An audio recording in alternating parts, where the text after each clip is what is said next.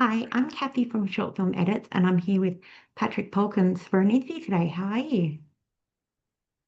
Hi, I'm well. How are you? I'm good, thank you. Can we start the interview with you introducing yourself and letting us know a little bit about you? Sure. My name is Patric Palkens. I am an actor and a dancer from, well, gosh, I was born in Massachusetts, but I grew up in Montana, of all tiny towns to grow up in, a little place called Lewistown. Um, I started acting really young. I started acting when I was probably 10 or 12 at the Missoula Children's Theater and acted all the way through high school. And then at the end of high school, I went to the classical ballet world and stayed there for for 17 years. And during the pandemic, I had an injury and came back to acting after a very long break Mm. dancing. And so about 2020 is when I came back to acting and have been kind of mainly my focus has been acting for the last 5 years. I finally retired profession from ballet properly this summer. So my whole focus is now acting. Cool. You think you're gonna miss it? Yeah, yes and Yeah. no. Um, there are some things I really loved about ballet. Of course, I loved the art form itself, but what it did for me physically Mm. um, was a great outlet every day. And it was also a much more consistent routine than acting. When you're with a ballet company, it's 40 weeks out of the year. I have a 9 to 5 and then Yeah. I would perform. So it was a little more consistent. And now I do already miss that level of like, oh, you're just going to go to work. On Yeah. Monday, I know I'm going to work. But with acting, you know how that can be. It can be a little bit hectic and a little all over the place. So I'm sort of slowly getting my bearing with that difference of schedule. Yeah. Rather than just being there, you got to look for it, kind of thing. Yeah, Yeah. Okay. it's a different one. Yeah. Well, speaking of dancing, could you share a pivotal moment or performance that shaped your evolution as a dancer? There were there are a couple of career sort of milestones that absolutely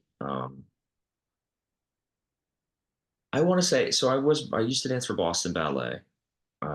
And I really had it was my second season and we were doing a piece called Fancy Free and it's a Jerome Robbins ballet. It's a very well-known, very iconic American ballet. It's about sailors coming back from the war, and it's three guys, and it's a tough ballet. It's not easy to do. Mm. Um, but we were on tour. We were out at a place called Tanglewood, which is out in Western Massachusetts, um, and it was a week where I was sort of surrounded by all this other art. Like I went and saw gosh, what is his name? I'm thinking of all of his work. He's another great American artist. And they have a museum for all of his stuff out in Western Mass. Norman Rockwell. I don't know if you've ever seen or heard of any Rockwell paintings. Mm. But again, another very like classic American artist. And I was sort of inundated at that time with your job as a dancer and now as an actor as well, like is to consume art as you are making it. And I remember that week, um, sort of being exposed to someone telling me that for the first time that like my job as an artist is to consume other art and make it a part of mine and use it as reference and use it as fuel and inspiration. And that realization was a pivotal moment in my dancing career, but I think it's one that informs my acting career, and it's a thing Yeah. that I stuck with me for a while. Yeah, you can find benefits and intertwine them into both. Absolutely, and just like simple things. You know, you're seeing like a Rockwell painting. He has all of these very extreme sort of physical nature of the people in his all of his paintings is kind of quite extreme. It's quite a caricature, and it's something that comes into my brain when we're doing who knows what in scenes. So it was a part, and that was must have been 2019 maybe was when that kind of came around, and I remember it was being a pivotal moment that sort of shaped me as an individual, not only just as a dancer. That's good. That's good. Okay, well, you transitioned into acting through TV miniseries. How did that opportunity come about, and what drew you to acting? My trip into verticals was accidental. Okay. I was just another actor um, looking on Actors Access for auditions, and I stumbled on a vertical, and I was reading the breakdown and thought, this is a little interesting, but it was a pretty cut and dry family drama. You know, the way that a lot of verticals are. It was a wealthy family that seemed a little messed up. And Yeah. I was supposed to read for one character and couldn't. Um, and producers said, well, we actually found another guy for that. Why don't you read for this one instead? Okay, Okay. fine. I had a Zoom call. I thought I did a terrible job. Um, I didn't think I did a good audition. And I got that part, and I didn't really know what they meant by vertical miniseries. Mm. I just thought this is a good opportunity for, and I had it was, and the script is 98 pages. I was like, this is a long thing. I don't know what mini means for them. Yeah. And I showed up thinking, okay, I have these 8 days to film, and I'm gonna treat it like any other acting job. And I had no clue what I was getting myself into. And And you after the learned very first, quickly. yeah, Yeah. and I did that first one, and then they just kind of kept coming, and I finally figured it out after day two what was going on. But I had no idea what it was. Just another audition. Yeah. And And now and you now, enjoy them? Now oh yeah, of you, course, yeah. they're a Yeah, little wild, but they're fun. they can be. It can't be, yes. I feel like there was a second half of your question that I didn't answer. Um, just what drew you to acting and Mm, yeah, what drew you to yeah, acting to start with? I mean, it was something I did as a child, so I don't know if I really got a chance to make the conscious decision of like what drew. I mean, I like movies. I like TV. I think it was always that. It was always just that. Oh, I like watching other people do this. Maybe I could do this. And the doing of it is it's so many things. It can be awful. It can be horrible. It can be very hard and physically and emotionally tiring to do. But there's a focus that you have to do it. And that's sort of all encompassing. And that's wonderful for me because I don't have to think about anything else. Yeah, You forget what else is going on, and you have to be singularly focused. And that I think is appealing to me. Always has yeah. been. Well, that's good. Okay. Which of your acting roles has challenged you the most? This is an interesting question. Hmm. I don't know if I have a great answer for it because that's specific, because I think that every single role has a set of challenges, but also every single production has a set of challenges. They're very Yeah. rarely the same. So not only are you thinking about the challenges of your role itself, you're also whatever production has and is different is also there. And then your co-stars Mm, can present challenges themselves.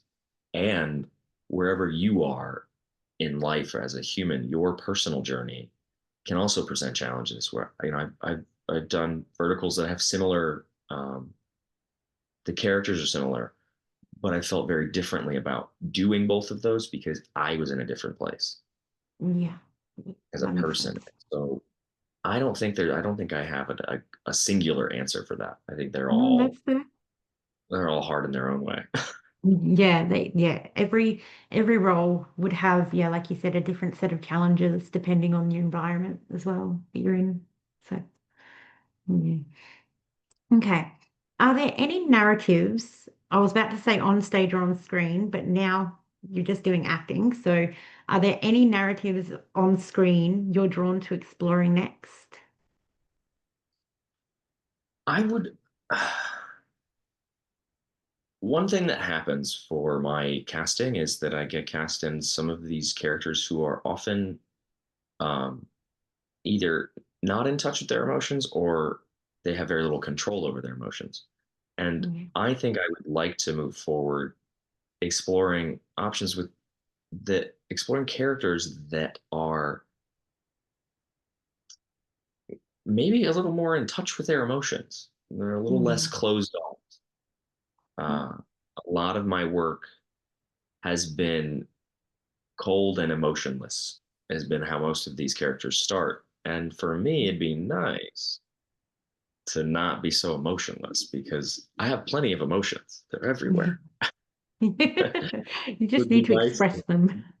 Yeah, it'd be nice to not be cold, to not be but those are, and I understand the sort of stories that I look the best in so far in these verticals, and there's definitely a somewhat of a typecasting that happens. So yeah, I'd be curious. Maybe a little bit more emotional depth would be great.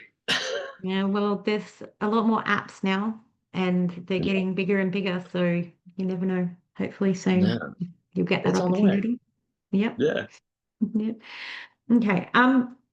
When you receive a script, what is the first thing you look for in a character that tells you, I really want to do this?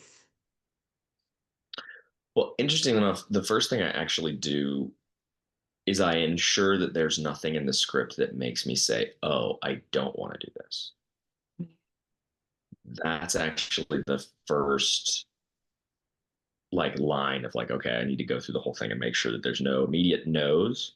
Um, but you look for, I mean, on the first glance, you try to look at relationships. You know, this character's relation. How do other characters talk about my character? Yeah.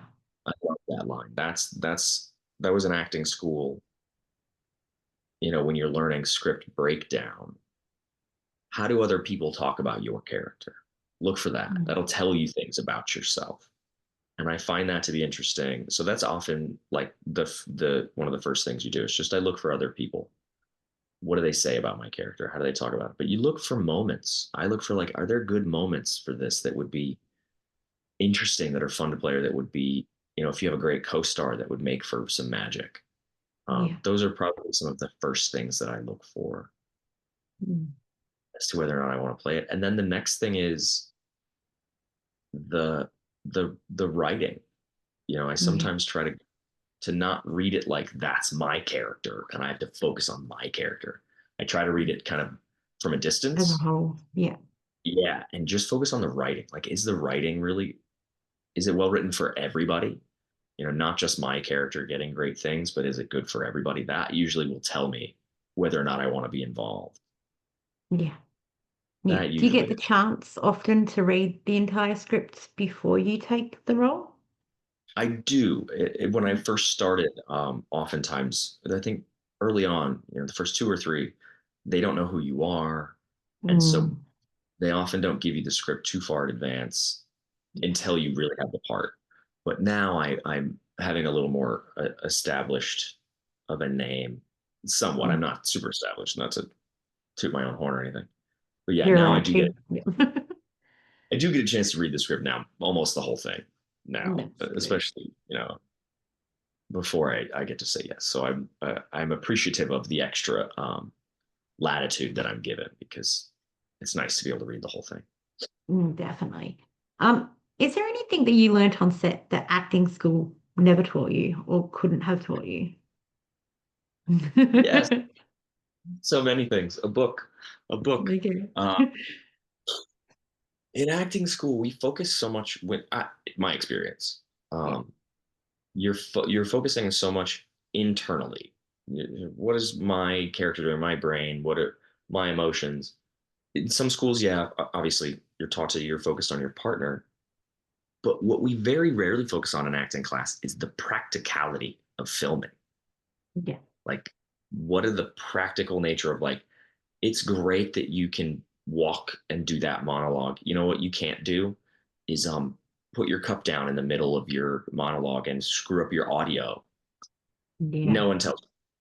They never tell you, you very rarely get to, hey, go hit that mark, but you have to walk. And by the time you hit the mark, you have to be done talking. And you don't think Mm, about that moment. You're like, oh, and then you try to do it. And you're like, oh, I got to practice. This is not the same because in acting class, it's all about the acting. There's a yeah, practicality of it. You can't get too excited and pull your partner really close and block their light. And you got to make sure that their light stays on their face. It's these elements of practical filmmaking that I yeah, don't think oftentimes we're taught in acting class. And that's something that on the first vertical I was on, 3 or 4 days, I had some very, very lovely co-stars, mm, um, and a fantastic director who was um, nice enough to politely remind me of the practical nature of filming and guide me yeah, through that because I had no clue. You don't go into an acting class and rehearse your monologues with be on your mark and be in your light, and like we don't do that. So I think those moments are like we have to get people to begin to do that in acting class so that the first day on yeah. set is like this terrifying Mm. experience. Yeah, you need somebody that's there on set all the time to go in and say, you need to look out for this and this because it's going to be different to what you're doing here. It's going to be different. It's really something that catches some people off guard Yeah, because we just don't focus on it. But that's because it's hard. Production is expensive, yeah, and to add that to an acting class makes the whole thing more expensive. But um, people will, you learn very quickly. And the sets are full of helpful people. I have yet to run into a set where if I had an issue or a question, there wasn't someone I could ask. Even yeah. your grips and your camera operators have always been generous and nice individuals. And if you have a That's good. question, you can go to your camera operator and ask. I know people would be telling me right now, oh, don't do that. Mm, But sets are a very nice place. People are very, especially to the actors, they're very nice to the actors. yeah, Um, so I always found that if you had a question, you can always ask someone. Someone will help you. that's good. I've heard differently from some people, but I guess it depends on the set and, That is it all different. depends. Yeah. Yeah. All right. If you could star in a vertical that you would class as the perfect storyline for you, what would it be? Oh my gosh. The perfect storyline. I don't know how much. What makes a perfect storyline? Mm, Right, that's an interesting thought. That's an interesting idea. What would be a perfect storyline? I would love a chance to um I'd love a chance to fail yeah, whatever my character's doing. Because sometimes when you're the lead in these things, you never fail, you never screw up, you never get yeah, punched because you're the lead. yeah. So I'd love a chance to fail. Probably get beat up. That's cool. Um, mm, so many things. I mean, I really want a sword fight. I really am waiting for You're some not the type only of. one. I You're not the only good, one. Someone wants a good sword fight after they dismount from a horse. They want horses and swords. horses and swords. I don't know if I need the horses. No. I think I'd rather be on a ship, but I definitely want a sword fight. That's there. Okay. Some swashbuckling. A very Princess Bride would Oh, be yeah. a lot. That was a big influence growing up for me. So I very much love some Princess Bride type sword fights or Pirates of the Caribbean would be great. Um, oh man, what else would be a perfect? I think those three things are I would like to sword fight for sure. I Yeah. definitely would like storylines where your character's not perfect. It's not always so Mm. fun to be Superman Yeah. because it's not real. Real world isn't like that. No. So I like when the characters have not only flaws but also when they fail Yeah. or lose or go through something challenging. Um, that's becoming more prevalent. We're writing more of those, but Yeah. it's very that I think is very important. And then I enjoy stunts. So losing a fight is also usually more fun than winning. Yeah, okay. Things I are, think with the part where you said where you like a character that will fail, I think it's very important to make sure that they've got a character like a healthy way for that character to come back after they've yeah, failed. totally. Yeah. Yeah. Is there a most of the time we don't end the story on the sad moments of them failing. Usually there's some sort of redemption, which is helpful, which is interesting because I'd rather you see both on screen. Oftentimes, one or the other is either happens in a flashback or doesn't happen at all, but it's implied. Um, Yeah. and I'd rather do both on screen, like get to go through the process of both. It's Yeah. important. Yeah. Like I noticed as, that I've been talking a lot with people when we talk about the villains, how they're normally like over dramatized, but we never get the backstory as to why they are the way they are. yeah, that stuff is important to show. Mm, I think it's important for the actors and also for the audience because a yeah. villain who's bad for the sake of being bad is less interesting. Mm. It'd be Usually, interesting if we knew how or why. yeah, how and why. And Sometimes then they we show may it, be able sometimes to find some redeeming qualities at some point, you know. sometimes.